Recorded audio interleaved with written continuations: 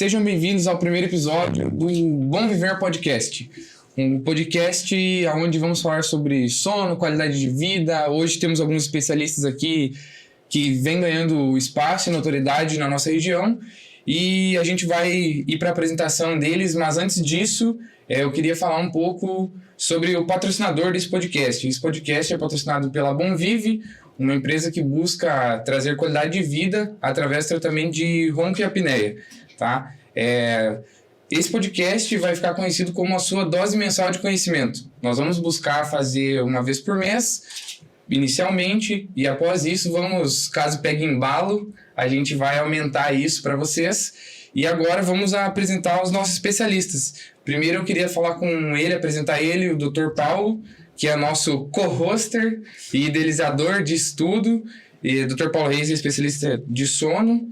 Fala um pouquinho, doutor, da tua jornada, como chegou até aqui. Quem é Paulo Reis? Paulo Reis é um aficionado com estudo de sono. A gente se especializou nisso, tendo em vista que eu tive um problema de sono quando mais novo. Temos síndrome das pernas inquietas, e aquilo me puxou para estudar problema de sono. E a partir dali eu vi que eu podia ajudar mais pessoas, e a gente se desenvolveu nessa área. Então hoje nós estamos aqui para um bate-papo mais tranquilo, aberto, com duas sumidades aqui de Sorriso também, que é a doutora Daniela, neurologista, e o doutor Edgar aqui, cardiologista, intervencionista. Acho que vai ser um bate-papo bem bacana, bem gostoso. Show de bola. Então, como o doutor já falou, temos aqui a doutora Daniela, o doutor Edgar. Doutora Daniela, fala um pouquinho, você também, tua jornada até chegar aqui, quem é a doutora Daniela? Vá bem. Primeiramente, queria agradecer pelo convite de estar aqui participando desse primeiro episódio. Tenho certeza que vai ser um sucesso. Então, Daniela, eu sou daqui de Sorriso, fiz minha formação na região sul do país e retornei. Eu sempre quis ser médica desde criança.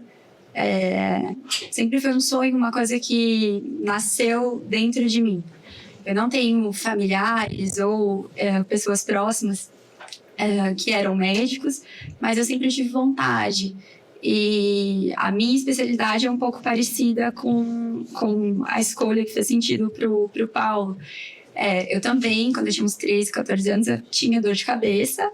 E era uma dor de cabeça que depois a gente até vai comentar, mas que não aparecia em exames. Então foi muito tempo e era uma coisa simples de se resolver, mas era incapacitante. Então isso me motivou a me interessar mais pela neurologia e me acompanhou durante toda a formação de faculdade e residência. Show de bola. Há quanto tempo que está na área? Eu formei faz 6 anos e eu concluí a residência em 2022. Show. E aí eu retornei para Sorriso na sequência. Show de bola. Tem umas perguntas ímpares para você daqui a pouquinho. Edgar, conta aí pra gente. Meu médico cardiologista, inclusive. Primeiro, eu gostaria de agradecer o convite de estar aqui com vocês. Eu acho que é um momento muito bacana, muito oportuno de discutir um tema tão relevante que é saúde, que é qualidade de vida, né? E estar entre amigos, né? Acho que me deixa muito satisfeito, né? O Paulo é um grande amigo, a gente conhece desde que eu cheguei em Sorriso. O Daniela também está mais recente aqui na cidade também, mas é uma baita parceira, uma baita colega. Então, eu fico muito feliz de estar aqui nesse momento e estar do lado de vocês para discutir um pouquinho da nossa experiência e da nossa vivência também, né? Então, como vocês citaram, eu sou médico cardiologista, né? Então, me especializei em cardiologia e depois da cardiologia ainda fiz uma subespecialidade que é a cardiologia intervencionista, né? Que é hemodinâmica, né? Que a gente faz os cateterismos, né? Faz as angioplastias, faz diagnósticos e tratamentos aí minimamente invasivos, né?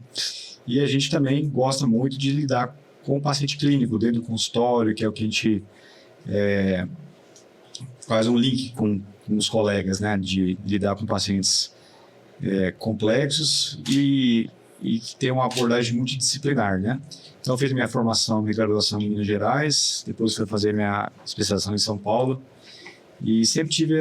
e sou do interior, né? Então, quando eu estava em São Paulo, cidade grande, achei muito legal de estudar lá, de fazer especialização, mas tinha a intenção de voltar para o interior do país e desenvolver a nossa área aqui. Então, essa seria um resumo aí da minha jornada e por que a gente está aqui hoje. Como chegou até aí. Então é isso. Eu sou o Luiz e o meu objetivo aqui é único e exclusivamente extrair conhecimento dessa galera. Como vocês podem ver, a gente está hoje com, além do Dr. Paulo, que sempre vai estar por aqui, estamos com 2 convidados com uma carga muito grande e uma experiência muito grande. Mas antes da gente ir falar diretamente sobre as especialidades, eu queria levantar um ponto aqui, que é como você está se destacando, doutora Daniela, na rede social. É uma coisa que eu e o Dr. Paulo discutimos, acho que diariamente, cara, a gente discute sobre como falar com as outras pessoas, como espalhar o conhecimento, e eu acho que tu vem se destacando muito, né? A gente assiste os vídeos e fala... E eu não sei como tu cria isso, se é você que vai lá e escreve o roteiro, se você lê um negocinho e pensa um pouco, como que tá sendo para você entrar nesse negócio agora de falar com uma câmera? Obrigada. Então, basicamente, a neurologia por muitos anos foi uma coisa que ficou afastada da população geral. E às vezes, quando, há pouco tempo atrás, as pessoas perguntavam assim, neurologista, mas o que você faz? Elas acabavam restringindo só neurologista e AVC, enfim, algo mais restrito.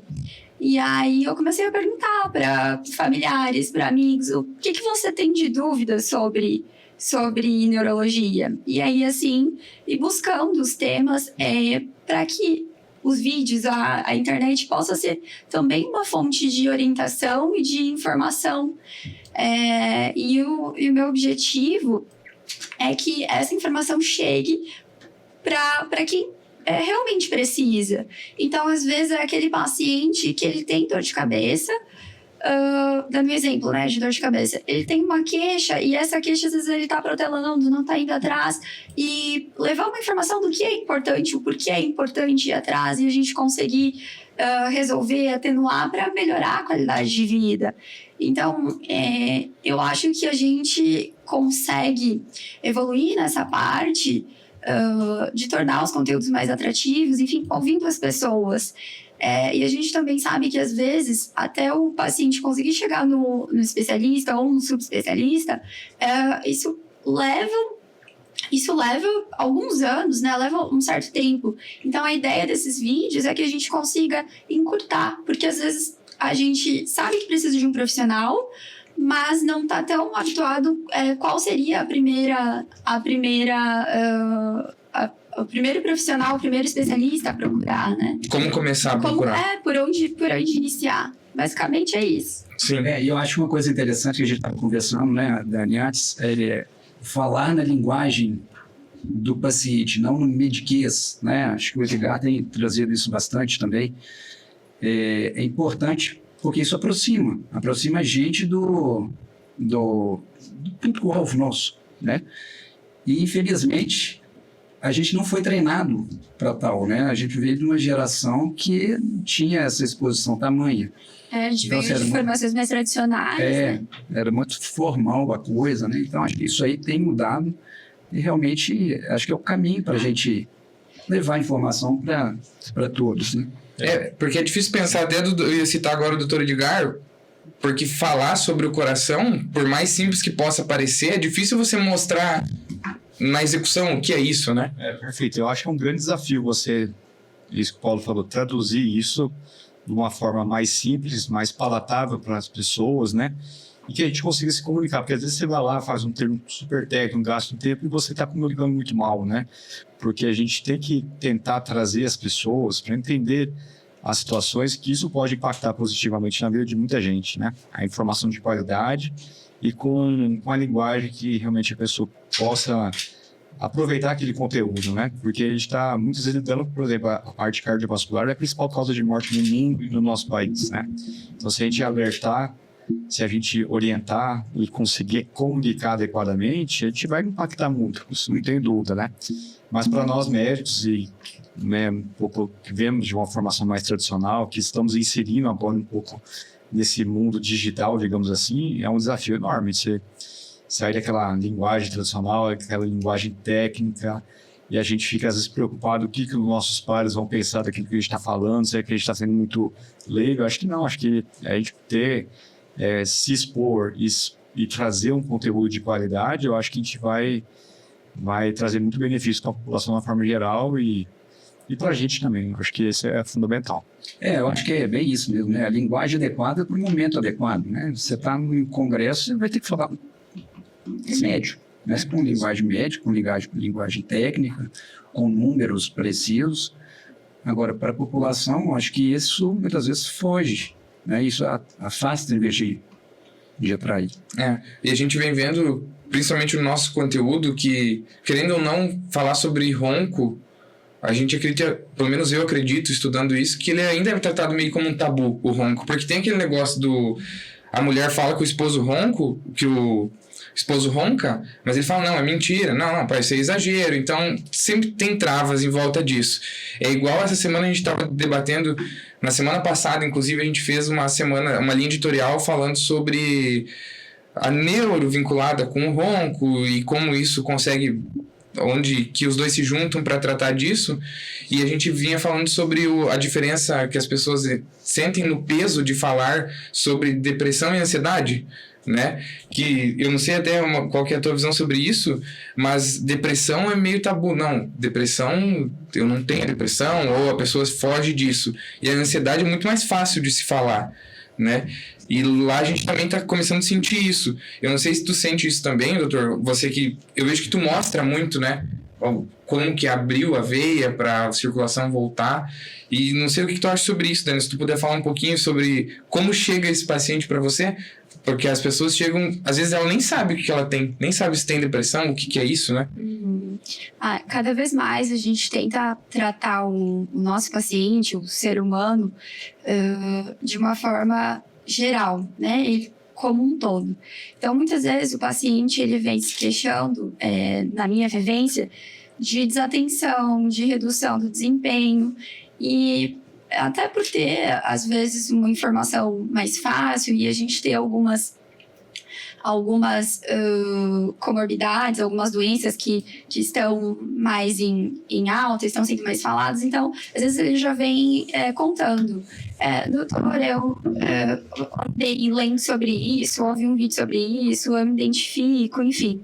Então, essa abordagem da gente tentar entender...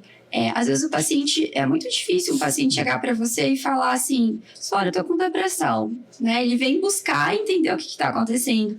Do mesmo jeito, ele de chegar, eu acredito, eles não vão chegar pro Dr. Paulo e falar assim, doutor, eu tenho apneia do sono, né? Então, assim, a gente fazendo essa avaliação mais global, escutando o paciente, e aí a gente vai tentar entender o porquê que ele não está tendo o mesmo rendimento no trabalho, nas atividades, por que está mais desatento, e aí a gente começa a abordar se vem perdendo o interesse nas atividades, se o sono, o padrão de sono mudou, está dormindo demais, está dormindo de menos, outras condições consideradas vitais, o padrão alimentar, se aumentou o consumo ou se diminuiu, e aí você vai montando a história, o quebra-cabeça, aí você vai buscando a data, quando que isso começou, como que foi, e aí a gente vai conseguindo, na medicina, geralmente a gente reúne um conjunto de sinais e sintomas, e aí a partir desse conjunto de sinais e sintomas, isso vai nos direcionando para diagnósticos, né? Então, é dessa forma que a gente vem conduzindo. Então, eu acho que o ato de escutar o paciente, de levar em conta o motivo, explorar o motivo a queixa principal que a gente chama da consulta, mas ir além disso. Porque às vezes até por um mecanismo de defesa, nós fomos ensinados e hoje a mídia vende muito isso, que nós temos que estar bem o tempo todo, né? E é uma frase que eu falo muito no consultório. Ninguém é feliz o tempo todo, né? Então, assim, eu acho que a forma que eu venho lidando é isso. Ouvindo o paciente, investindo na queixa principal, né? Que é o motivo que ele nos traz, e indo abrindo novos horizontes, até a gente conseguir abordar melhor. E eu explico muitas vezes para os pacientes que depressão, porque tem uma ideia antiga que depressão é só chorar, né? É só chorar ou tem isolamento social. E a gente sabe que não é apenas isso. Então, basicamente dessa forma. Eu vejo um dado interessante também, que acho que vai puxar por que a gente está discutindo.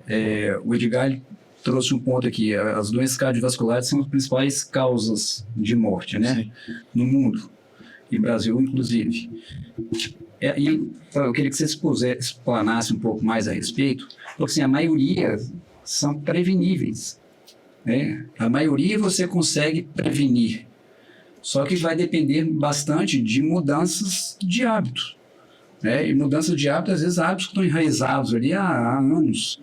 Acho que talvez esse seja um dos grandes desafios nossos hoje em dia, é a gente trazer essa consciência à tona e a pessoa adquirir uma nova consciência em termos de qualidade de vida.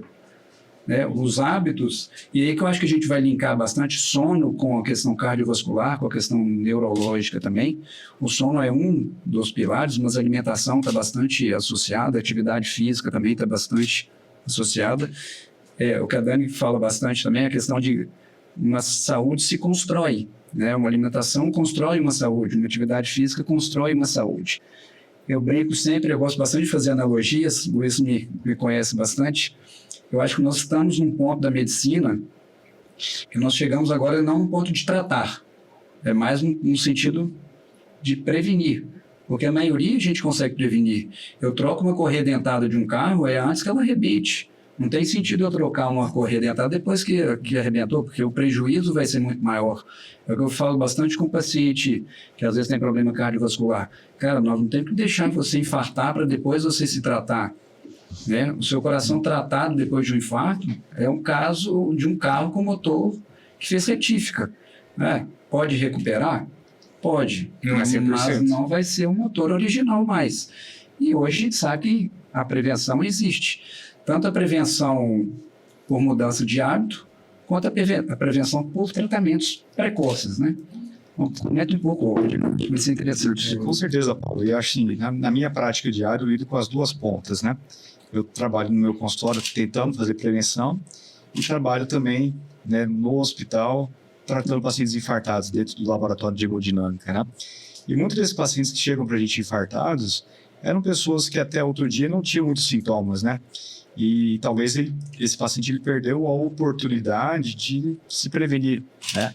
E muitas vezes essa dificuldade que a gente tem de falar em medicina preventiva vem até da nossa formação também, né?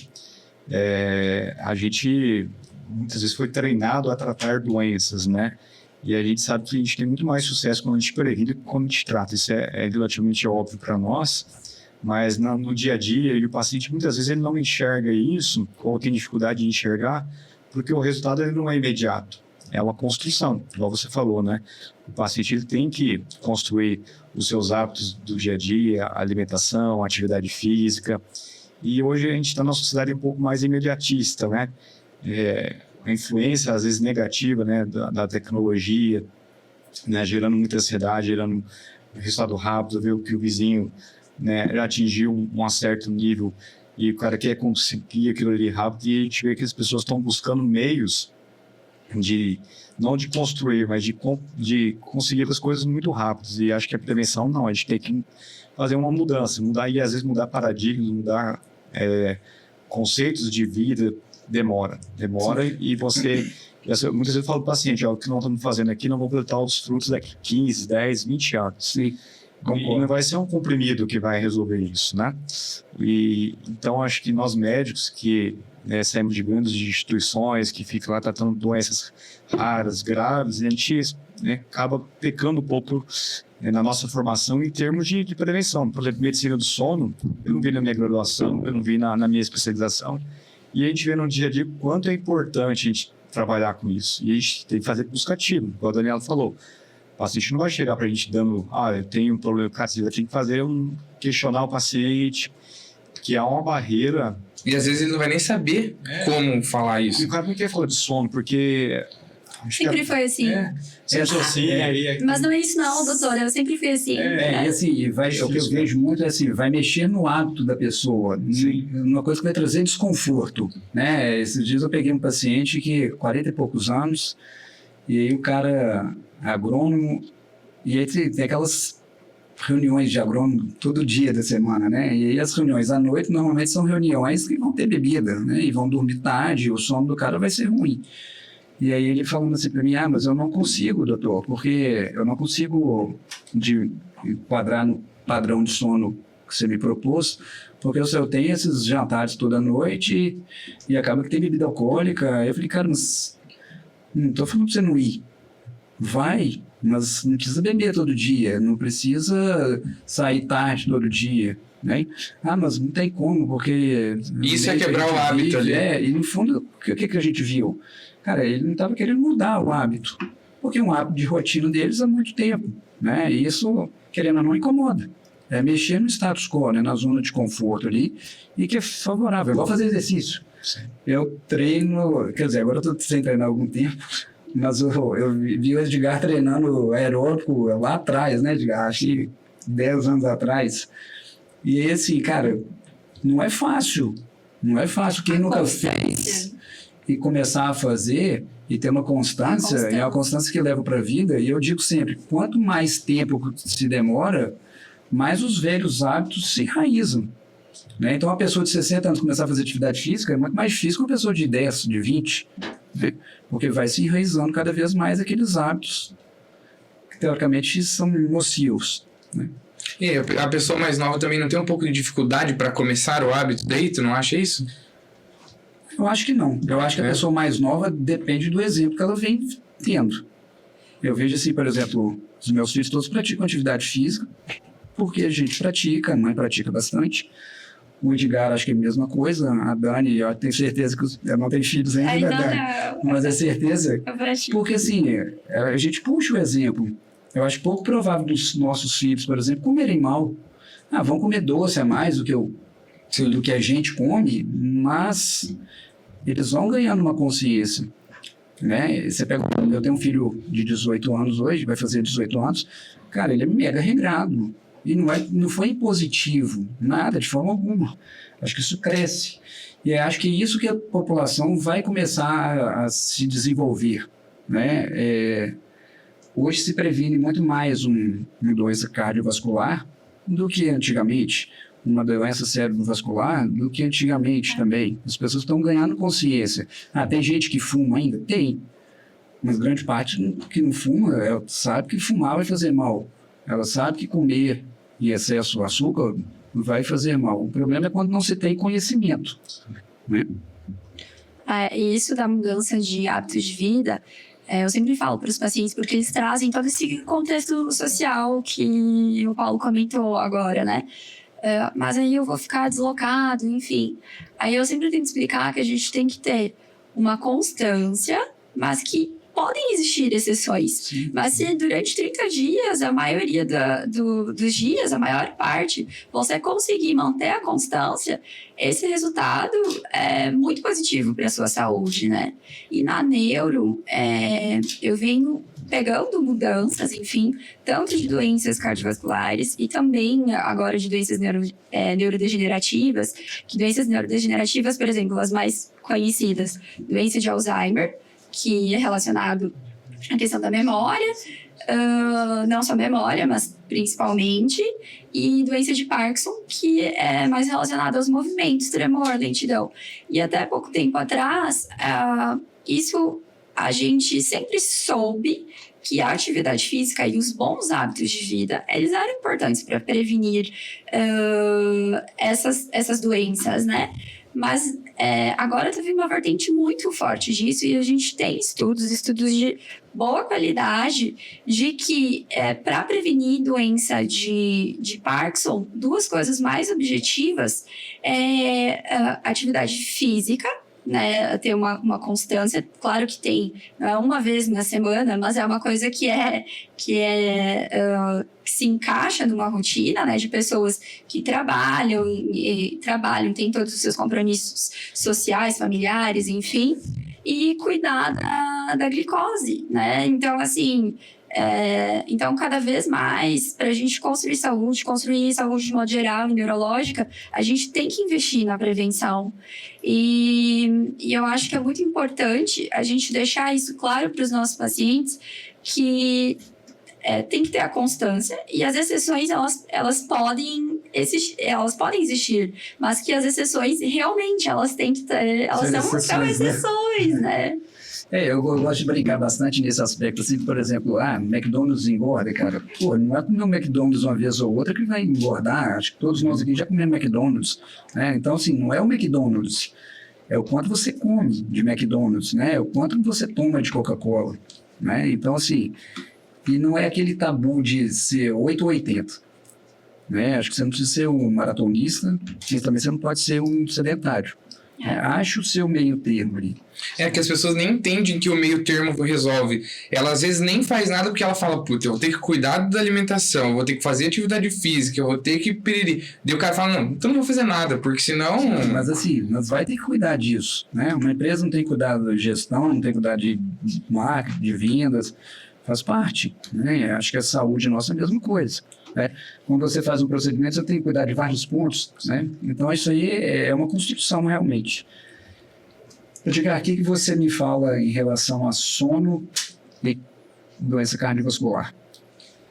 Cara, eu acho que dá para falar horas sobre isso, né? Porque o link, ele é direto, né?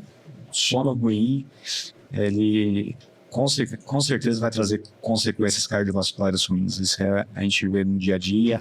A ciência mostra para a gente ali vários estudos correlacionando. Então, falando de uma forma mais simples e mais direta, né? Quais são as principais consequências negativas de um sono ruim, né? A hipertensão arterial, por exemplo, está intimamente relacionada a distúrbios do sono, principalmente a apneia obstrutiva do sono, né? E os pacientes que têm um sono ruim, seja tempo de sono inadequado, qualidade de sono inadequada, ele vai ter mais evento cardiovascular, né? Vai ter mais um AVC, um infarto, algumas arritmias, né? E a grande dificuldade, eu acho que do cardiologista, digamos assim, primeiro é identificar esse paciente, você tem que fazer busca ativa, né? Isso é pouco falado durante a nossa consulta, né? Mas tem que fazer parte da nossa anamnese, da nossa entrevista com o paciente, sono, acho que isso é fundamental. E quando você consegue identificar esse paciente, quando você trata esse paciente adequadamente, e o Paulo trata bastante isso para nós no nosso dia a dia, você observa uma melhora fantástica em vários parâmetros da saúde cardiovascular, né? Diminui a densidade de arritmia, o controle pressórico melhor, e o cara vive melhor também, né? Eu costumo falar para os pacientes que o cara que dorme mal, ele vai fazer escolhas ruins durante o dia dele. Ele vai viver muito mal, ele vai se alimentar pior, ele vai exercitar menos, ele vai fazer mais besteiras, que isso vai comprometer e acaba virando aquela bola de neve, né? O cara dorme mal, aí ele vai ficar hipertenso, ele vai comer mal, ele vai chegar em casa, ele não quer saber de exercício físico, ele não descansou. Então, muitas das coisas que a gente faz dentro da cardiologia, assim, eu preciso que o cara durma primeiro, depois a gente vai trabalhar o resto, entendeu? Vai mexer no cardápio dele, vai prescrever uma atividade física adequada, né? Então, e a prevalência de doença do sono, né? Você sabe falar muito melhor que eu isso, ela está muito alta na nossa população. Acho que um terço. É uma epidemia, né? É uma epidemia. E ela é subdiagnosticada, subtratada. E eu acho que o grande desafio que eu tenho hoje dentro do meu consultório é começar a falar sobre isso, porque há uma resistência enorme do paciente, né? E eu acho que a sociedade vê o sono ainda de uma forma muito rudimentar, né? Sim. Porque a gente tem aquele... Estava até vendo isso, estava discutindo com algum colega. Tem aquelas frases de autoajuda, né? Enquanto eles dormem, eu trabalho. Não, cara, você tem que primeiro dormir, depois produzir. Então, é o reverso, né, cara? Eu acho que a gente está começando a ver, até no meio de alta performance, muito alta performance física quanto mental, sim, as pessoas estão tomando essa consciência já, né? De que o dormir é essencial para se produzir mais mentalmente, produzir mais, que eu falo, até financeiramente, né? Então realmente... mas é o que fala, né? Até esse livro aqui, A Solução Definitiva para Dormir Bem, ele cita, semanalmente a gente cita isso. O sono, ele simplesmente está no mesmo nível, ele é até mais importante do que comer, beber água e reproduzir, que estão na pirâmide ali de Maslow, do ser humano, né? E as pessoas literalmente não tratam isso com a importância que tinha. E eu não sei se... Eu acredito, pelo que eu tô lendo, que tem muito a ver com a ansiedade que vem fazendo as pessoas dormirem menos, daí o cara exercita menos, igual o Edgar falou, e tudo vira uma bagunça. Mas a ansiedade, eu acho que é muito vinculada a isso, né? A ansiedade é muito vinculada à insônia, né? É bastante vinculada à insônia. Agora, ô Dani, o que você me diz também, por exemplo, quais são os impactos diretos do sono? Acho que depois a gente vai esmiuçar nós todos aqui, vamos falar um pouco de cada um, do sono na questão cognitiva, memória, o impacto de saúde neurológica no geral. Eu diria que da mesma forma que a gente cuida para prevenir diabetes, pressão alta, a gente cuidar do sono e é relacionado, às vezes, como o Edgar comentou, a gente tem que ter essa mesma atenção com o sono, porque o desempenho, a capacidade de ter boas habilidades, né, é muito relacionado ao sono. Então, o sono na neurologia é extremamente importante. Então, eu poderia citar que um sono não reparador, com muitos despertares, a gente tem estudos fortes com isso, demonstrando maior chance de problemas de memória no futuro. A gente também aumenta o risco de ter um AVC, e isso também é muito relacionado com a cardiologia, que aumenta o risco de ter uma arritmia do coração, e aí aumenta o risco de ter o AVC. Os pacientes, às vezes, eles têm muita queixa de desatenção. Eu tô esquecendo coisas, eu não consigo prestar atenção. E aí você vai dar uma olhada para a parte do sono. E você acaba encontrando várias coisas que a gente consegue melhorar, e na prática, quando a gente consegue fazer esses ajustes, o paciente sente na qualidade de vida, né? Então, é fundamental. Eu não consigo pensar em saúde neurológica de qualidade com um sono todo bagunçado. Eu até falo para os meus pacientes, porque a gente está vivendo esse momento do imediatismo. Todo mundo quer um detox, né? Você quer um detox para emagrecer, você quer um detox para isso, para aquilo. A pílula mágica, né? Isso, a pílula mágica. E eu falo para os pacientes que se tem um detox que funciona, você dormir bem, que o momento do sono parte do sono é um trabalho muito ativo para o nosso cérebro.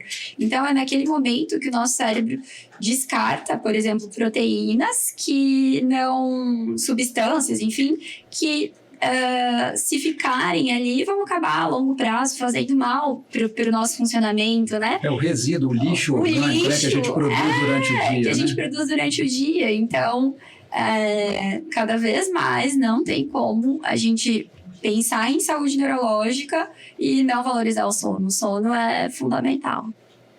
Sim.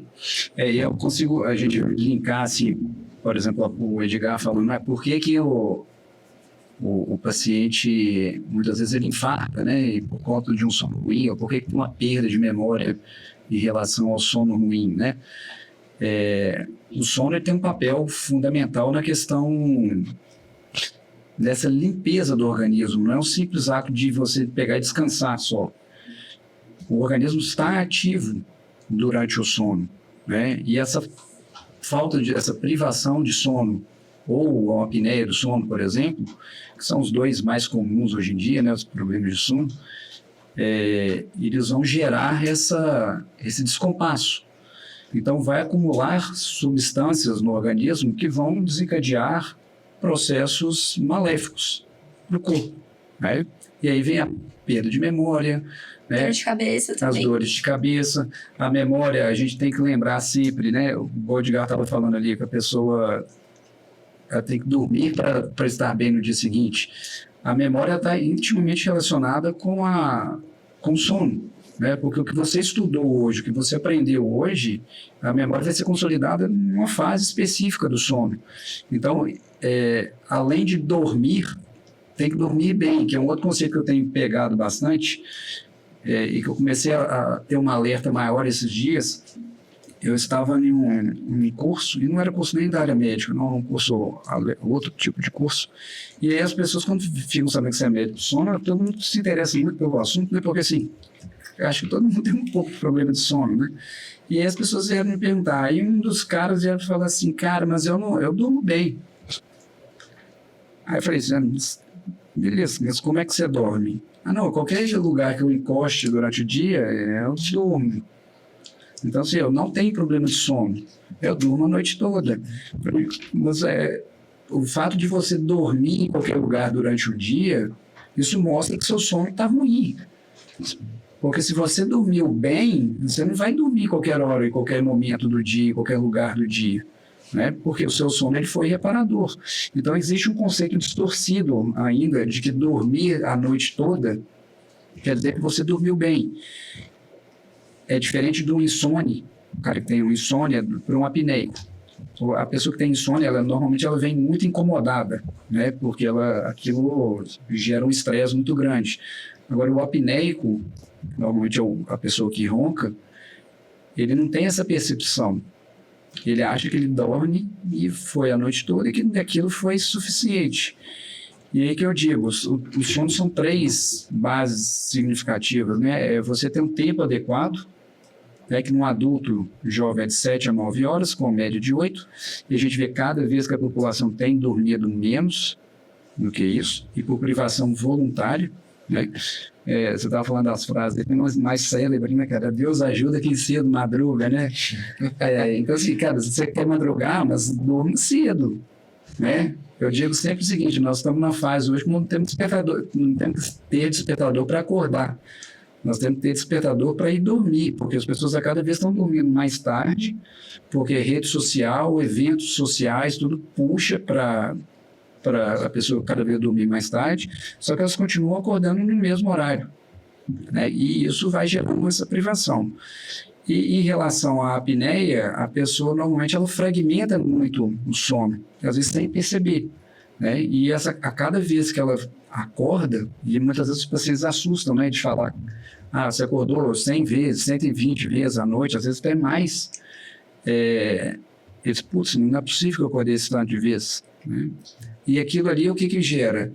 A hora que ele aprofunda no sono, que é a hora que ele iria descansar, que ele ia repor memória, que ele ia fazer essa limpeza no organismo, ele superficializa, né? Então, ele não tem um sono de qualidade. Então, eu digo, o tempo adequado de sono é importante, a qualidade do sono é importante, e o terceiro ponto, que ainda é pouco conhecido ainda, que é o cronotipo, né? Que é o momento adequado de se dormir, né? Cada pessoa tem um perfil.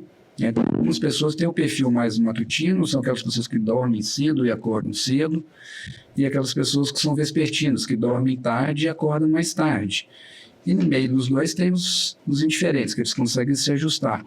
Mas a gente ajustar esses 3 nuances, tanto quantidade, qualidade e o momento adequado de cada um dormir, é o que faz toda a diferença no quesito sono, e que impacta, eu acho, no resto todo, né? Eu brinco sempre assim, eu sou um estudioso e, como é que se diz?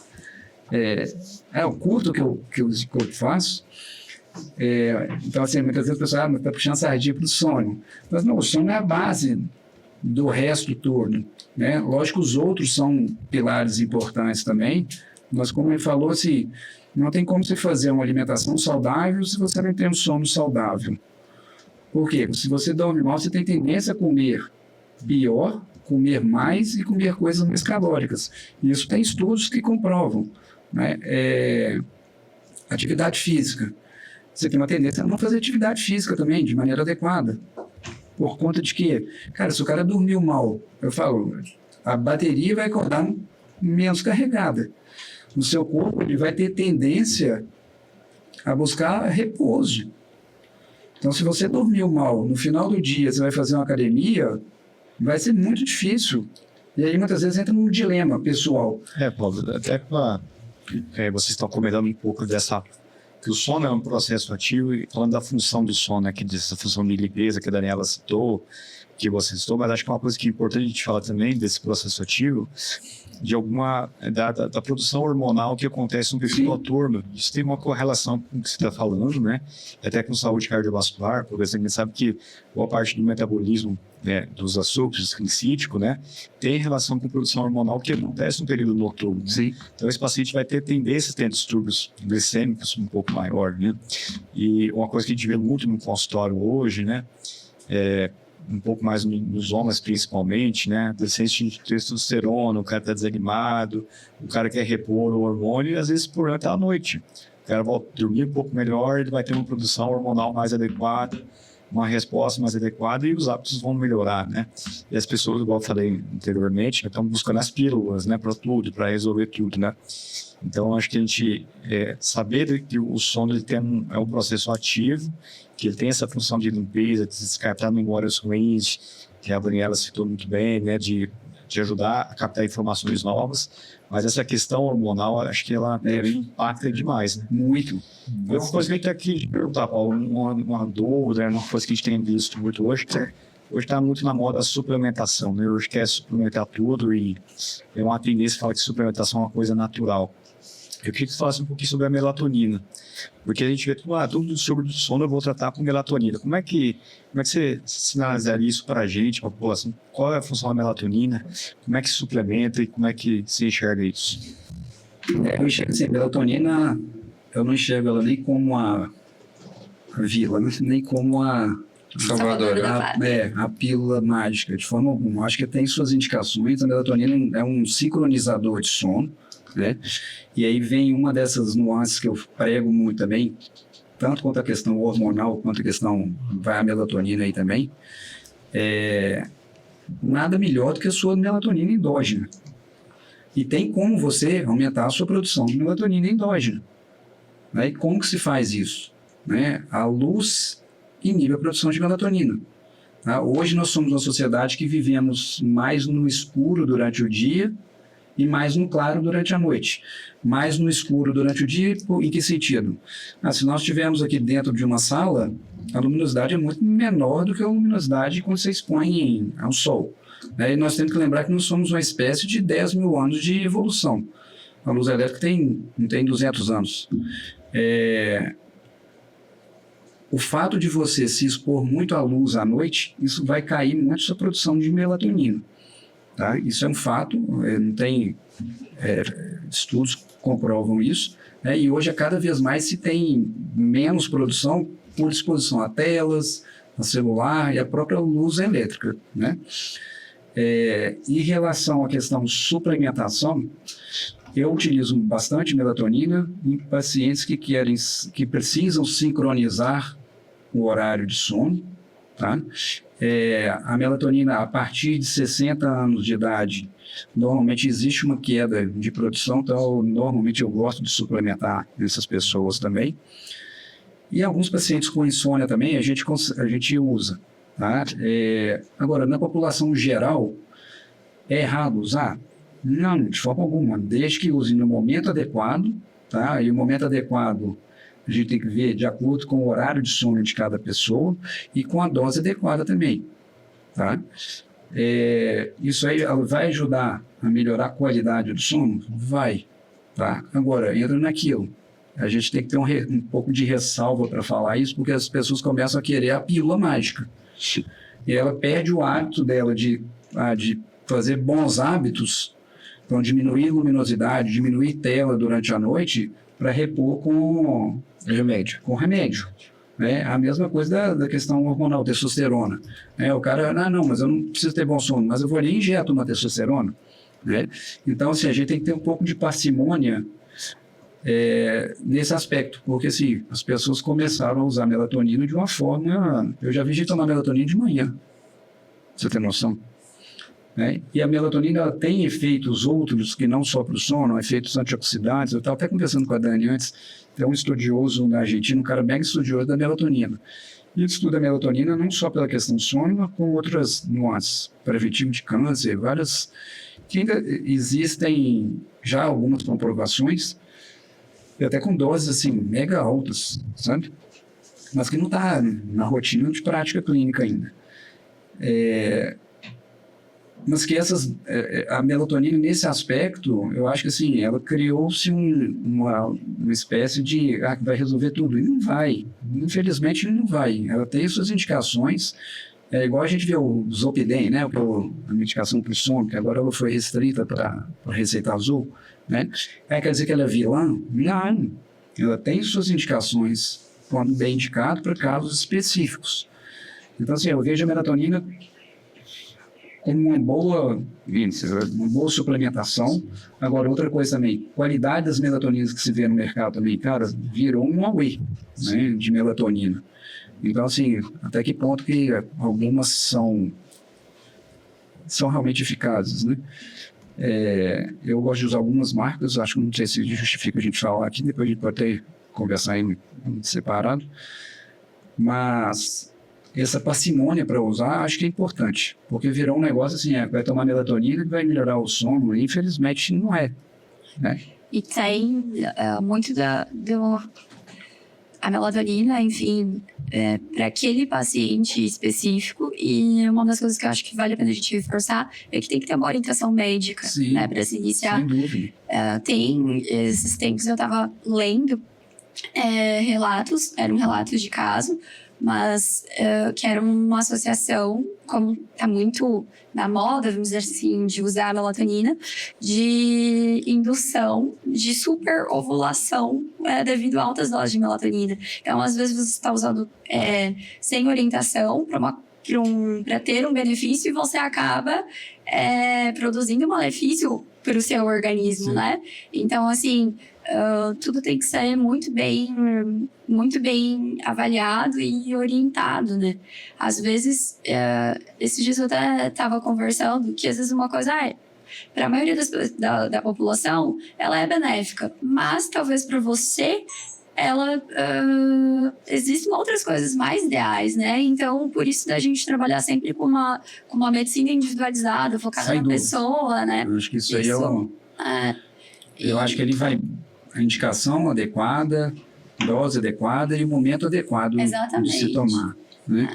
E sempre tentando estimular a produção endógena, porque é possível. É possível, né? É um link que eu faço com essa questão de suplementação, por exemplo, joguei é um tema palpitante, né? Porque hoje em dia existe uma indústria de suplementação e o paciente às vezes ele interpreta mal o que é realmente suplementação. Por exemplo, eu faço um link com o ômega 3, né? O ômega 3 a gente sabe que tem um fator protetor cardiovascular, mas a gente tem estudos que mostram que o ômega 3 que a gente suplementa, ele não tem benefício nenhum para diminuir o evento, mas sim o ômega 3 da dieta. Então, o que eu sempre alerto o paciente, você pode tomar o ômega 3, mas ele às vezes tem essa falsa sensação que ele está protegido e ele não investe em dieta. Exato. E é igual você falou, às vezes o cara está tomando melatonina, mas ele não está fazendo a sua higiene do sono adequada, ele não está tratando o que ele realmente precisa tratar. Então, às vezes o cara suplementa e tem essa falsa sensação que ele está adequadamente protegido. Eu acho que não, acho que o hábito é mais importante, né? E a gente sempre fala isso para o paciente, nossa, mas não tem evidência científica de suplementar o ômega 3 para redução de evento cardiovascular? Não tem. O que tem evidência é dieta. A dieta é muito mais importante você consumir alimentos ricos em ômega 3. Então, esse link eu falo muito no consultório e às vezes tem debates calorosos com pacientes que não aceitam esse tipo de orientação, ele fica surpreendido com isso, né? Então, acho que por isso que eu joguei essa questão da melatonina, porque às vezes o cara acha que, não, tomar melatonina eu tô tranquilo, não preciso fazer mais nada. Acho que não, acho que ele tem que ir adiante, não é? Sem dúvida. Eu acho que até o próprio nome já diz muito, é suplementar. Né? Não é você trocar 6 por meia dúzia, é igual você pensar assim, vou tomar whey protein e vou deixar de almoçar. Eu acho que um dia ou outro você fazer isso, tá tudo certo. Mas o intuito de uma suplementação não é substituir o que você produz. É corrigir ou melhorar. É corrigir ou melhorar o que você não consegue suprir com a alimentação. Pra gente, falando de sono, antes eu acabei esquecendo de falar duas coisas bem importantes de saúde neurológica, né?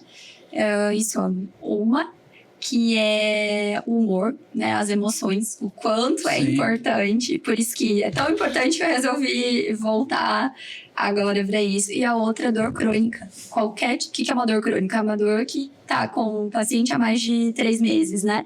Então, assim, qualquer dor crônica, isso reforça mais ainda a parte da limpeza, do sono que a gente estava comentando, né? Qualquer dor crônica, se você não tem um sono adequado, a dificuldade de você conseguir reverter isso é maior. Sim, Então, eu vejo isso interessante também, Dani, assim, por exemplo, a parte de zumbido.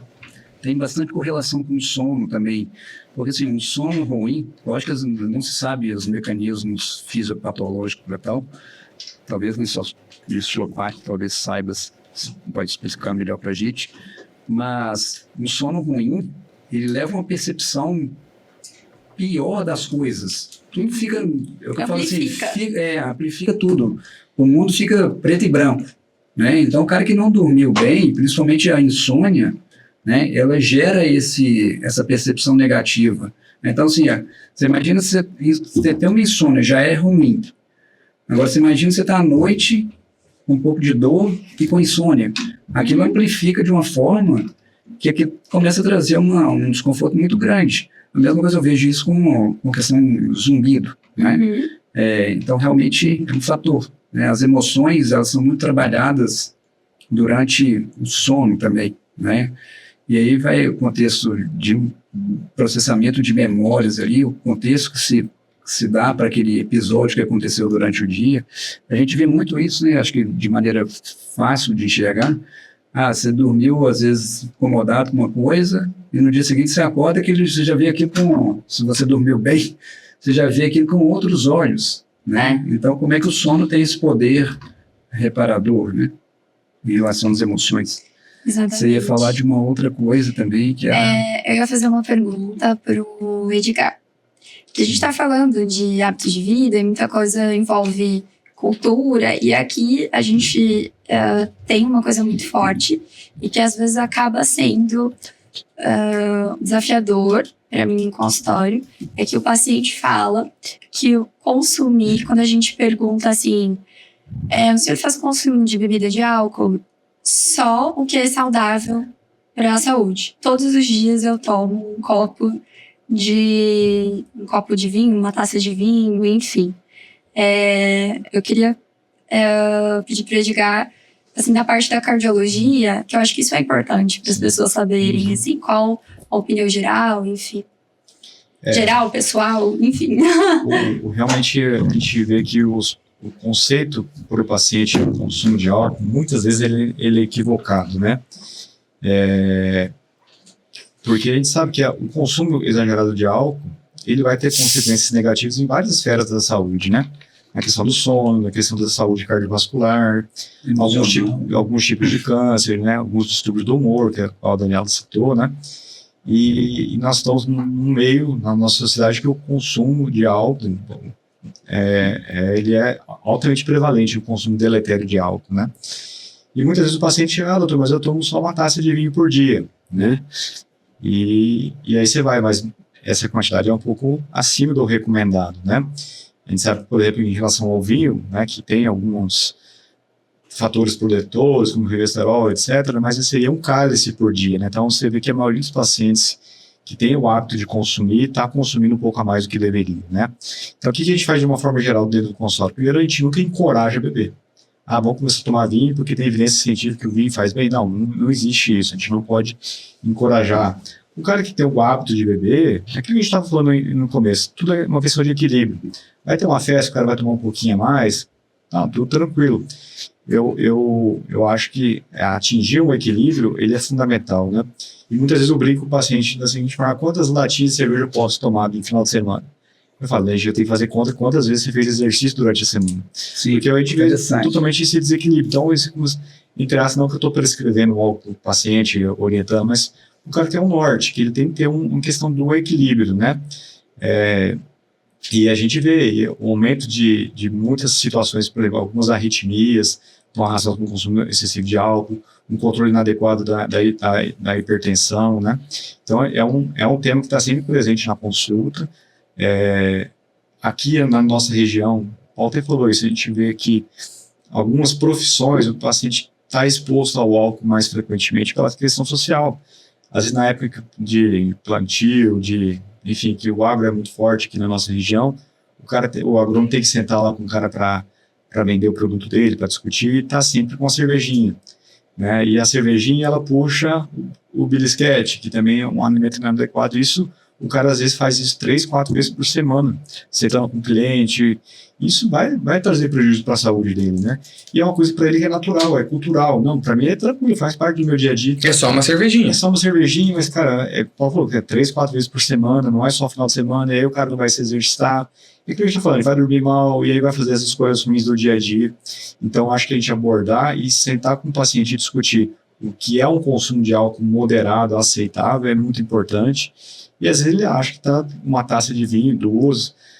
Tem outro paciente, mas eu bebo muito pouco. Eu e minha esposa, a gente consome uma garrafa de vinho por noite. É bem comum. E o cara acha que é saudável. Pouco. E acho que cara, é muito mesmo, Daniel. Então, acho que é uma pergunta muito importante que você fez e que vai traduzir impacto na saúde do paciente. De modo geral. De modo geral, inclusive no sono, né, Paulo? Sim. E eu falo às vezes para os pacientes, porque esse é um tema que gera bastante dúvida, e eu explico que na neurologia a gente não tem muito isso definido do quão seguro é para a saúde neurológica. Então, e a gente tem estudos que mostram que o consumo frequente de bebida alcoólica, eu não estou falando de etilismo, enfim, mas o consumo frequente, regular, por mais que não tenha um impacto social negativo, está associado, a gente vem mostrando, vem aparecendo no meio científico, estudos, enfim, com uma atrofia do córtex cerebral. O que é o córtex cerebral? É uma área nobre do nosso cérebro, é como se fosse a casquinha do nosso cérebro, digamos assim. Então, tudo com moderação, e nós, como médicos, a gente trabalha muito com informação segura, né?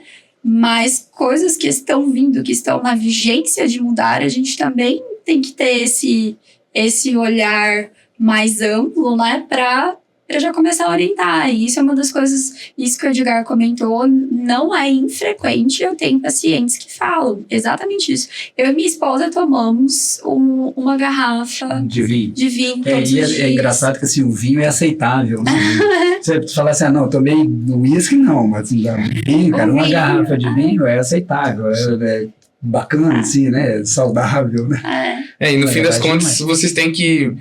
Cada um na sua especialidade tem que ser um psicólogo do paciente, porque você tem que, além da orientação, que é igual a Daniel falou agora, de você passar uma informação segura, de você falar o que é bom ou não, você tem que ainda dar uma cutucadinha no hábito do cara, porque senão ele não vai mudar, ele não vai parar de tomar uma garrafa de vinho por noite. Sim, acho que essa é trazer à tona essa consciência, né? Trazer à tona a consciência, e uma das coisas é deixar o paciente muito livre, ele tem que ter acesso ao nosso papel na psicoeducação, digamos assim, é você mostrar os caminhos. E em conjunto, eu acho que a gente consegue ser efetivo quando você consegue demonstrar com conhecimento, com exemplos, e isso toca o paciente e ele toma essa decisão por ele mesmo, né? Por ele, pela família, enfim, né? Porque a gente sabe que a saúde, cuidar, eu sempre falo isso para os pacientes, principalmente para o público masculino, que às vezes tem um pouco mais de resistência com o autocuidado. Que quando você está cuidando da sua saúde, você também está cuidando da saúde da sua família. Porque todo mundo, uma casa, enfim, uma família, todo mundo fica melhor, fica mais alegre quando todo mundo está bem, né? Então, mais ou menos isso. A gente vê muito isso com o roncador, né? Porque o cara acha que é só o ronco. Primeiro que ele acha que é só um barulho, mas isso aí a gente já falou antes. Mas, o ronco vai atrapalhar a esposa, vai atrapalhar o filho, além de tudo que atrapalha no dia do cara. O ronco, ele atrapalha um contexto inteiro familiar, né? Eu tenho um exemplo legal com o Paulo em relação ao ronco. Eu tinha uma paciente que ela tinha muitas interrupções no sono e a gente não estava conseguindo melhorar isso. Enfim, ela tinha dor de cabeça. É um tipo específico de dor de cabeça. E aí eu vi ela 1, 2 vezes. E aí eu perguntei, seu esposo, ele dorme? Nossa, ele ronca demais. Achou. Aí eu pedi um exame pro esposo. E aí ele foi lá, fez com o Paulo, devolveu, olha, esse é seu paciente. E era uma apneia muito grave. E aí, enfim, esse é o paciente dele. Eu fiquei pensando, esse paciente. Aí depois que eu lembrei que, na verdade, era o problema dela era o marido. Ela era, né, a esposa era minha paciente. E assim, ele começou a tratar. E, de fato, a vida do casal melhorou e a queixa da minha paciente atenuou muito. Então, assim, é o contexto, né? É o contexto. Nós somos seres de contato, né? De convívio social, né? Eu brinco sempre, nós não somos leopardo, né? O leopardo, normalmente, ele vive só, né? Onça, né? Aqui no Mato Grosso. Nós somos leões, né? Vivem em família. Então, realmente, uma coisa reflete na outra. Voltando à questão do suplemento, Edgar, o que eu vejo hoje em dia também, assim, está se aumentando bastante a nuance de suplementação para sono. Não existem tantos estudos também a respeito. Eu falo que é o seguinte, são suplementos que não podem ser patenteados. Né? Então, isso realmente, às vezes, dificulta. Mas a gente já vê relatos de casos e na prática clínica a gente vê assim, tem algumas suplementações que a gente tem usado já, que tem tido boas respostas também. E aí entra muito naquela nuance também da dieta, né? Tem alimentações que vão melhorar seu sono e vão piorar seu sono, de fato, é sabido.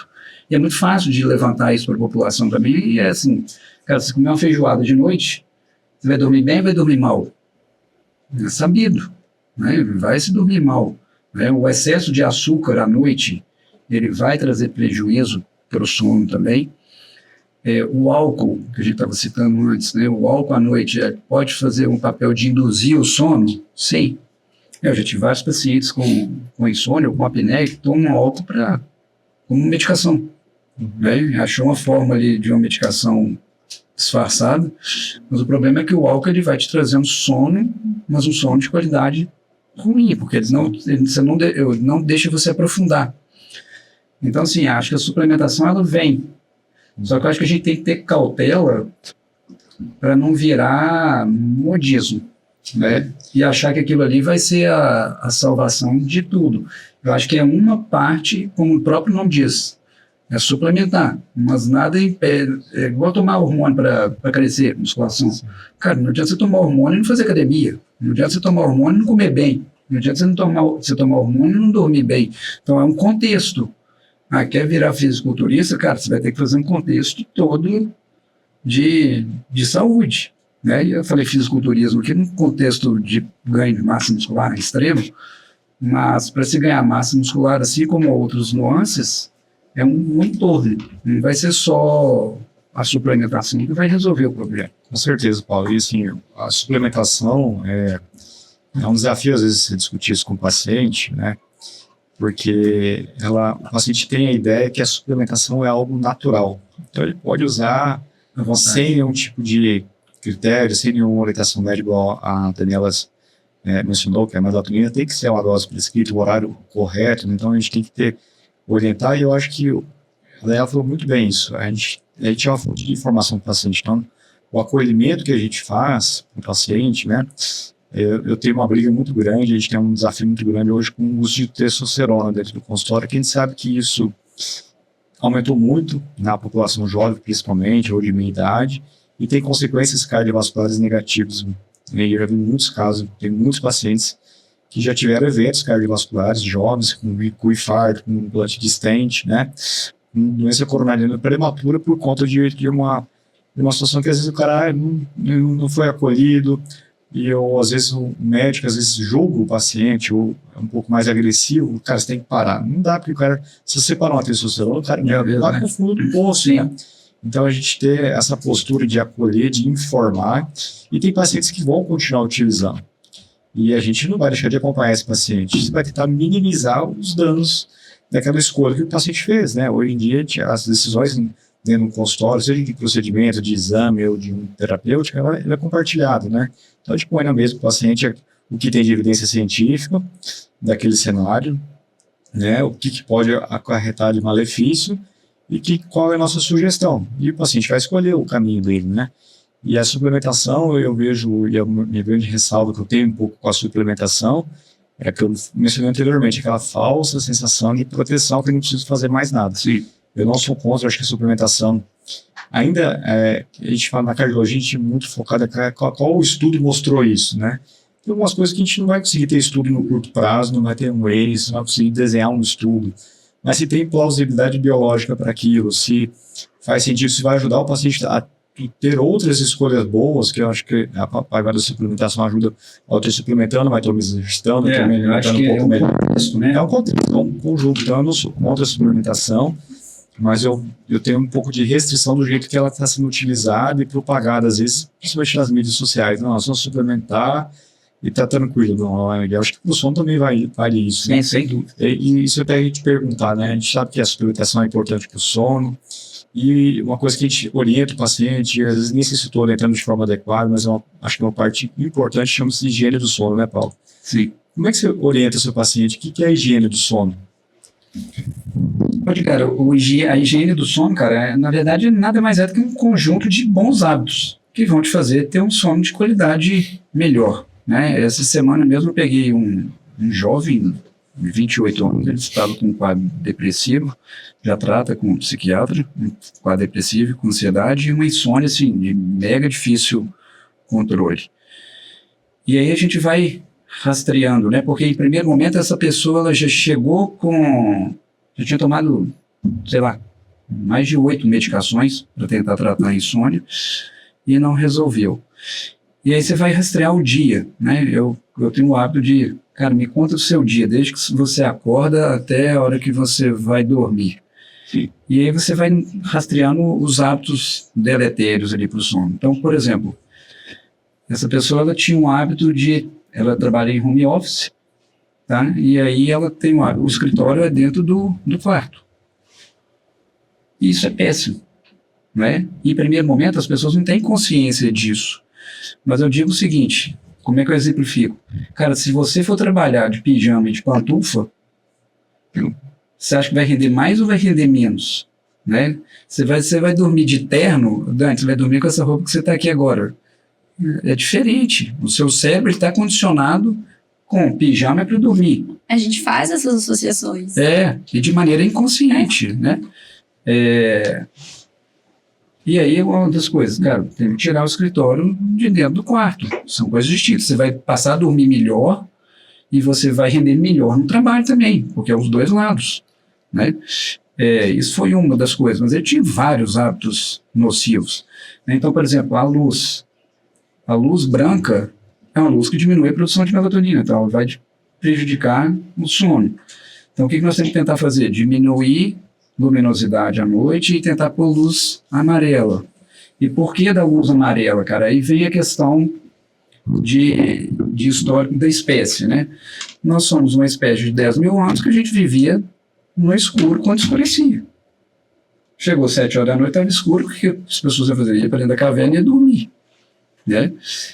Até que se lançou a luz elétrica. Tá? Antes disso, existia luz à noite? Da lua, fogo. Fogo. Né? Então, o homem trouxe o fogo. Então, a luz amarela, tá? Ela remete ao fogo. Tá? E por evolução da espécie, o fogo diminui menos a produção de melatonina do que a luz branca. Então, se orientar o paciente a pôr luz amarela à noite é importante. A tela, me presta o seu celular, Luiz. Isso aqui, ó, está sendo um dos grandes vilões hoje em dia para o sono, e por 3 fatores que eu falo sempre. Primeiro, a questão luz, que é essa que a gente comentou. Segundo, pela questão aceleração de pensamento. Tá? Então, por exemplo, você pega um Reels no Instagram, e você começa a passar aquilo ali, a velocidade de informação que a gente processa é uma velocidade fora do comum. Fora do comum. Né? Então, por exemplo, você pegar 20 anos atrás, você estava assistindo um jogo de futebol lá, entrava na propaganda, você assistia as propagandas, tinha um prazo, uma coisa lenta ali. Né? Hoje, você tá aqui, ó, cara, um negócio legal aqui, vou mandar para o Edgar, aí você já passa para o outro, aí, nossa, um negócio legal, vou mandar para a Dani, putz, isso aqui não presta, porcaria, o outro aqui, vou mandar para o Luiz. Então, o cérebro está numa velocidade de processamento fora do comum. Para você frear isso aí, você mexeu com isso aqui até 10 horas, agora eu quero deitar na cama e vou dormir, esquece. Demora. Sem dúvida, é o que eu digo sempre, é acelerar uma Ferrari a 250 km por hora e querer frear em 10 metros. Não vai. Né? E a terceira coisa, que é um malefício imenso, é porque ele te produz dopamina. Né? É prazeroso. E o algoritmo das redes sociais, eles são feitos para te prender. Né? É para te vender. Então, aquilo ali aumenta a produção de dopamina e vicia. Quantas vezes a gente não se pegou, cara, vou dar uma olhada no negócio aqui, aí você vai ver se você está fazendo outra coisa. E você perdeu 10, 15 minutos ali e depois você não lembra nem o que você estava querendo fazer. Né? Então, assim, é bem comum hoje as pessoas se perderem. Uma das orientações que eu falo sempre é, cara, o celular tem que ficar a mais de um braço de distância de você à noite. E no silencioso. Salvo algumas especialidades, algumas profissões que às vezes precisam do celular noturno, mas não é, para a grande maioria não precisa, não deixar longe, porque realmente é sedutor. Eu falo por mim, às vezes eu me perco naquilo ali, muito fácil. Né? Outra, criar um ambiente de tranquilidade em casa à noite, né? Então, assim, a partir de 8, 9, 10 horas da noite, o ambiente, na verdade, a partir de 8 horas, já se criando um ambiente que induz ao sono. Né? Uma luz de ambiente de luz amarela, uma música mais tranquila, ou um programa de televisão mais tranquilo. Tá? Não adianta querer ver um filme de terror 10 horas da noite, porque você vai levar aquilo para o seu sono. O que você viu no fim do dia, normalmente é o que você vai levar para o seu sono. Então, tudo isso vai contribuir. O pijama, uma coisa boba, mas ajuda, porque você está condicionando o seu cérebro a toda vez que eu ponho pijama, é hora de dormir. O chá é uma coisa legal também? Sim, sem dúvida. Banho quente. O chá quente, o banho quente, e isso tem evidências científicas? Tem, em alguns chás, sim. Agora, é o que eu digo sempre, o ritual já é um indutor, porque você vai dando pistas para o seu organismo de que está no momento de dormir. Né? A cafeína também, uma coisa que a gente tem que ter um cuidado imenso. Café, os estudiosos do sono demonizam o café, né? E realmente traz impacto no sono. O café tem uma meia-vida de 8 horas, então, assim, até 8 horas antes de se dormir, não se deve tomar cafeína. Tá? Tem alguns que são mais radicais, o autor desse livro aqui mesmo, Matt Walker, ele é um fervoroso contra a cafeína. Eu não acho que tem que ser dessa forma, eu acho que ele entra muito nisso que você tem dito. Acho que nós três atuamos nessa mesma linha. Cara, acho que a gente tem que expor para o paciente. Tá? Aí ele traz à tona a consciência e, aos poucos, ele vai mudando hábitos. Né? Acho que a forma única de mudar hábitos é essa. A pessoa traz a consciência e ela vai se encaixando na vida dela. Então, por exemplo, hoje eu quase não bebo. Talvez vocês também é a mesma forma. Isso nada impede, às vezes, de eu ir numa festa sem beber. Está tudo certo. Tá? Mas não faz prática da minha rotina diária, que às vezes anteriormente, há alguns anos atrás, fazia. Mas hoje eu tenho consciência que aquilo ali não me faz tão bem. Então, vou dar um exemplo. Por exemplo, cara, eu hoje quase não tomo cerveja, mas rarissimamente. Por quê? Toda vez que eu tomo cerveja, eu tenho refluxo. Então eu peso, eu ponho na balança. Cara, vale a pena. Eu quero ter refluxo hoje. Eu quero ter refluxo hoje. Mas depois você vai, eu vou na casa do Edgar, cara. Vamos numa festa, cara, tem uma cerveja legal lá. Cara, eu vou tomar cerveja. Se eu tô afim de tomar, eu vou tomar. E se eu não tiver, cara, dá tudo certo também. Eu falo, Edgar, hoje eu não vou. Tá? Mas se eu tiver, eu sei que eu vou ter que tomar o meu inibidor de bomba depois. Né? Então, assim, aí você começa a pesar, vale a pena ou não vale? né? Então, são nuances que eu acho que a gente tem que expor para o paciente e ele vai ganhando um nível de consciência ali para melhorar hábitos, né? Então, a higiene do sono, eu falo, nada mais é do que a higiene de vida, né? E como é a higiene para você fazer atividade física, como é a higiene de estresse, né? Eu acho que a gente, vou até puxar a bola com o próximo aqui agora, fazer um próximo podcast dessas nuances de cuidado de saúde, no geral, de bem-estar, né? Porque, assim, isso é que vai fazer a diferença na vida nossa e dos outros. E se assemelha muito em todas as áreas, né? Que igual você citou tudo isso, como fazer a higiene do sono, se a Daniela for falar... só, na verdade, vai ser semelhante. Nossa, assim, cara, não existe o Edgar, não existe o Paulo, o Luiz, né, a Dani, que brigou em casa e que vai chegar no trabalho, vai chegar bem. Cara, você é um ser único, né? É tudo uma coisa só.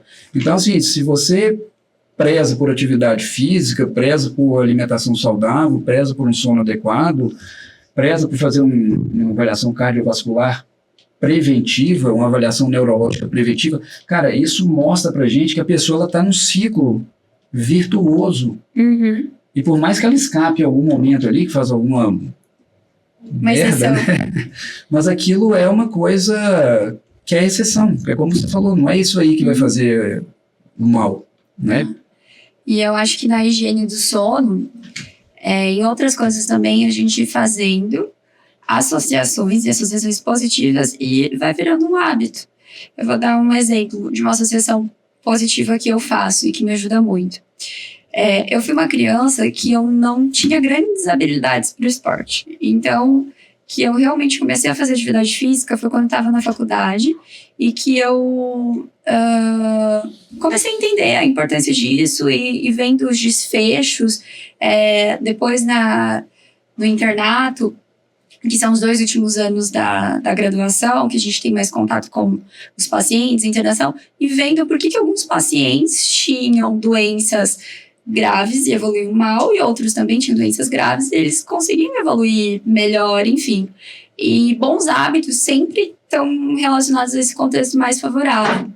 Então, foi aí que eu comecei a tomar maior conhecimento e realmente acreditar nisso, da importância da atividade física. Mas como não foi um hábito construído desde cedo, é uma coisa que você, às vezes, manter a constância é difícil. Aí eu faço uma associação, tento fazer uma associação positiva. Eu vou fazer atividade física. Eu tenho uma das minhas amigas que a gente é amiga, somos amigas há mais de 20 anos. Então, a gente vai junto. Naquele horário de manhã, cedo, 6 horas, e a gente consegue, eu acho que a gente tá naquela parte da população que consegue se adaptar, enfim, com o horário de... Os indiferentes. Né? Os indiferentes, né? Acho que eu sou mais para indiferente, para matutino. Então, isso favorece, claro, de manhã. Mas, às vezes, eu tô cansada, ou eu tive um dia ruim, enfim, né? Eu tive, mas às vezes... Você vai. Eu vou, porque eu sei que lá eu vou encontrar essa minha amiga, que se não for lá, a gente não vai se ver, né? Não vai ter nossa rotina corrida. Nós não vamos conseguir conversar, enfim. Então, você acaba fazendo uma associação positiva, enfim, e às vezes ela viaja bastante, ela não vai. E como isso já virou uma rotina para mim, eu vou igual. Mas então eu falo isso para os pacientes, que às vezes até virar um hábito, uma coisa que vai te fazer falta se você não for, a gente tem que tentar colocar alguma coisa que você goste mais junto, né? E são essas associações. É criar um ritual que te faz ir, no fim das Tem uma contas. frase que é interessante para isso aí, assim, é você criar o conforto no desconforto. Você achar o confortável no desconforto, né? E nem tudo, cara, se puder falar assim, ir lá puxar peso, né? Cara, você está puxando peso ali para quê, do ponto de vista... Você não está fazendo trabalho nenhum, né? Porque a diferença é carregar um tijolo para subir uma parede, né? Ali não. Mas você tem que mirar lá na frente, mirar no que você está trazendo para ti. E nós somos uma espécie que nós fomos criados para trabalhar. Exatamente. Né? Para exercer... Quer dizer, acho que todo ser vivo, tirando planta, né? E hoje, cada vez, a gente tem ficado mais assentado do que tudo. né? E se a gente não se cuidar, a gente não leva nem para mudar a televisão. As casas todas automatizadas, hoje você controla tudo no celular, acabou, né? As próximas gerações vão ser bem pior que isso. Isso associa muito, né? O tal do ritual. É o tal do ritual. Como você energiza para fazer aquilo. É o fato de colocar o pijama para ir dormir, né? Porque as pessoas nem sabem que fazer isso influencia ela a cuidar das outras coisas também. E é prova que em algum cuidado relacionado à cardiologia vai acontecer a mesma coisa, né? Sim. Vai se assemelhar, criar um ritual para você cuidar disso. Não sei se existem alguns pontos de higiene, igual a gente citou sobre o sono e sobre a neuro, que funcionem na cardiologia. Não, com certeza. Eu acho que a grande questão é criar rotina, né? Muitas vezes a palavra rotina ela tem uma conotação negativa, né? Eu acho que o pessoal fala, não, sair da rotina que é legal. Não, a rotina dieta, né? a rotina é uma coisa fantástica, né? Quando você consegue manter a sua rotina e tentar, aí isso vai da individualidade do paciente, né? Que aquele momento ali, ele traga um mínimo de prazer. Não adianta eu indicar uma atividade física X, que com aquele biotipo, aquele paciente não vai dar certo, e o cara não vai ter prazer nenhum, o cara não vai fazer. Então, a gente tem pedir para um senhor de idade escalar uma montanha. Não dá, cara. Então você tem que tentar individualizar sempre a prescrição da atividade física, não é que isso vai fazer parte do tratamento do paciente ou da prevenção para o paciente, né?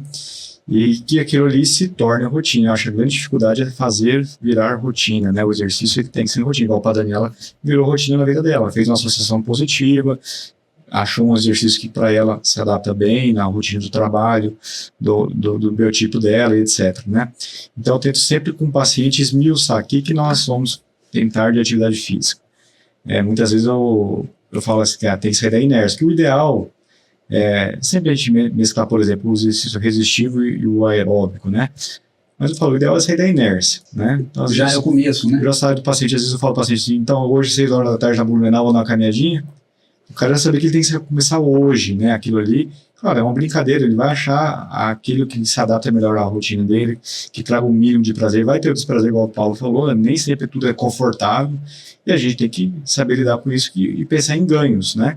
E o ganho é cumulativo, né? A rotina, ao longo do tempo, daqui a alguns anos, vai trazer um benefício para o paciente. Então, isso que a gente tenta discutir, mostrar que tem que ser, mas é um desafio.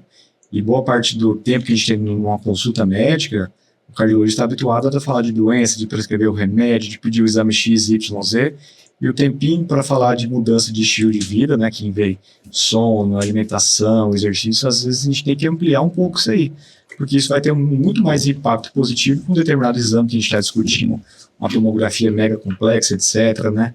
Que tem o seu papel, que a gente utiliza realmente na nossa rotina, mas a ciência mostra a mudança de estilo de vida, o impacto em redução de desfecho, na maioria das vezes é maior que remédios e algum tipo de exame. Sim. E uma das coisas que eu falo, por exemplo, para pacientes que tiveram AVC, um AVC isquêmico. O que seria um AVC isquêmico, né, para explicar para o pessoal?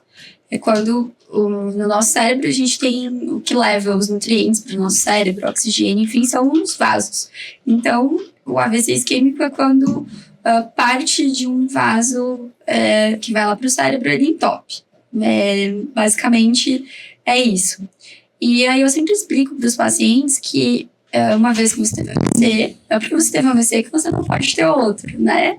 Sim. Então, pelo contrário, que a gente vai ter um tratamento que vai ser remédio, que é para prevenir, né? Então, vão ter, conforme o tipo, a causa do AVC, vai ter um tratamento específico, mas que o remédio é só uma parte do tratamento. E que a outra parte, que é a parte mais comportamental, é tão importante quanto. Então, eu acho que essa conscientização é bastante importante, porque, às vezes, exatamente o que o Edgar falou antes, enfim, que a gente vem conversando, o paciente cria aquela falsa expectativa de, eu tô tomando um remédio, eu tô seguro. E não é, né? É todo um tratamento vai além do remédio, né? Então, um tratamento da maioria das doenças, enfim, não só para prevenir, mas também para tratar, é um tratamento 50-50. 50-50, né? Então, é remédio mais hábitos, né? Eu acho que 50% vai do médico, né? De você pegar um médico que saiba diagnosticar, que saiba prescrever, mas até a parte do paciente, né? A parte de mudança de hábito ali é mega essencial, né? E hoje, cada dia, a gente tem visto mais isso. Eu estava me lembrando aqui, essa mudança de hábito, né? Quando, por exemplo, café da manhã. Eu tomo café da manhã, eu faço dieta tem 32 anos. Quer dizer, faço dieta não, né? Eu faço acompanhamento nutricional, não digo nem que é dieta. Você aprende a comer de maneira saudável. E aí, assim, eu vou num hotel hoje, você vê lá aqueles cafés da manhã, cara, com doce com chocolate, com aqueles salsicha virado, né? E aí você fala assim, cara, mas como é que as pessoas comem? E para mim não é sacrificante mais, é porque chegou num hábito que você não vê aquilo como... É nesse aspecto que eu falei de achar o conforto no desconforto. O negócio vira uma rotina tão prazerosa que você come uma salsicha. Aí não, que de vez em quando eu não como uma salsicha, mas assim, isso aí no café da manhã não me atrai. Muitas vezes, às vezes, eu acho ruim o café da manhã dos hotéis, cara, porque por mais que seja bom, não tem aquilo que eu curto. Eu gosto de comer um ovo com farinha de mandioca de manhã, às vezes não tem, né? E esses dias eu tava no aeroporto também, e aí cara, era 2 horas da manhã. E aí tinha um cara sentado, cara, eu não vi que o cara era grande, fisiculturista. E aí cara, ele sacou a mochilinha do chão, assim, cara, tirou uma...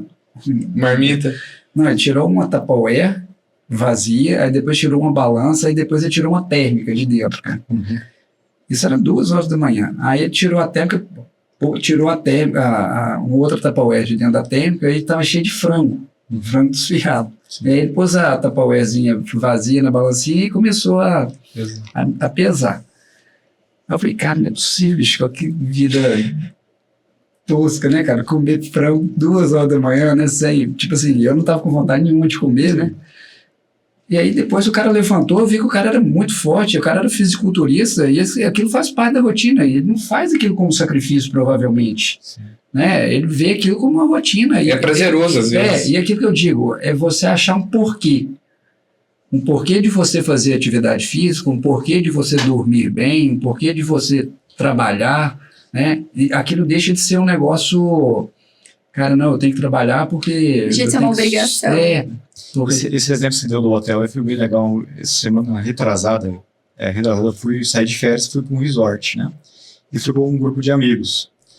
E, cara, o exercício para mim é tão prazeroso que eu vou na academia do resort. E todo mundo zoou. Falei, cara, você tá aqui de férias. Por que você tá aí e vai fazer exercício? Falei, cara, para mim, então, virou uma rotina, uma coisa tão prazerosa. Sim. Quando eu tenho tempo um pouco mais ali livre, que você quer fazer mais ainda, né, mais. Assim, eu fui até motivo. Só brincou e tal, né?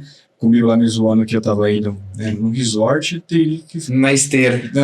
Tá um absurdo isso. Mas cara, pra mim é prazeroso, é uma coisa gostosa, né? E aí você vai com o tempo. Você tem tempo ali, né, cara? Então, você falou do café da manhã no hotel, eu lembrei do resort lá, que fui motivo de chacota lá pra eu fui fazer academia. Mas cara, é prazeroso e virou rotina, entendeu? Sim. E a rotina, cara, você vai levar ela contigo pra sempre, né? Então isso eu acho que é importante aí e vai ajudar nas suas escolhas, né? Assim como a alimentação e com a questão do sono também. E isso puxa bastante, assim, as pessoas parecem que elas vivem num mundo sofrido, né? Tipo, de segunda a sexta, é sofrido em tudo, né? Não só na questão do trabalho, sim, né? Eu falo até brincadeira, assim, né? O sextou, cara, nós temos que comemorar o segundou, porque a maior parte da sua vida você vai viver de segunda a sexta. Uhum. Então, viva o segunda a sexta bem, né? Faça do segunda a sexta o segundou, né? E aí vem isso, né? O cara no fim de semana ou nas férias, ele acha assim, cara, não, eu tenho que fazer tudo o contrário do que eu faço de segunda a sexta. Mas é o que eu vejo, ela não tem porquê. Sim. Porque se você tem um porquê de fazer atividade física, aquilo você vai fazer com prazer, você vai fazer o seu trabalho com prazer, você vai deixar de beber todo dia, porque tem um significado maior lá na frente, né? Certeza. E eu acho mais Tu vai fazer Assim, o presenteio? apresentei o simbólico aqui. Então, vamos brincar com a coisa. A verdade... Dois livros para vocês. E, na verdade, eu vou dar um grupo para vocês também, que vai ser bem legal. Me veio aqui não sei se vocês conhecem, um livro que chama Entrevista Motivacional. Não conheço. É bem legal para essa questão. É entrevista motivacional para a saúde. Sim. Como que você pode ser um facilitador para o seu paciente, né? A comunicação interfere muito. Eu acho que a gente faz isso aqui de maneira, talvez, inconsciente. Às vezes já estudaram alguma coisa a respeito. Mas é um livro bem legal que eu quero presenteá-los também. E aqui a gente queria presentear você com o Porquê Nós Dormimos. Na verdade, não vai ser o seu. Sim. O seu não chegou. Vou levar. Esse é nosso, assinado. Muito obrigado. Esse aí tá grifado. Tá colado, né? Esse aqui também. E pra ti, Dani, também. Muito obrigado. Muito obrigada. É a solução definitiva para dormir bem. Esse aí, só o que tá grifado aí vale mais que o livro, tá? Só informação importante. Então não sei se eu vou querer. E é uma coisa que eu falo, né? Eu tenho o hábito muito de ler bastante.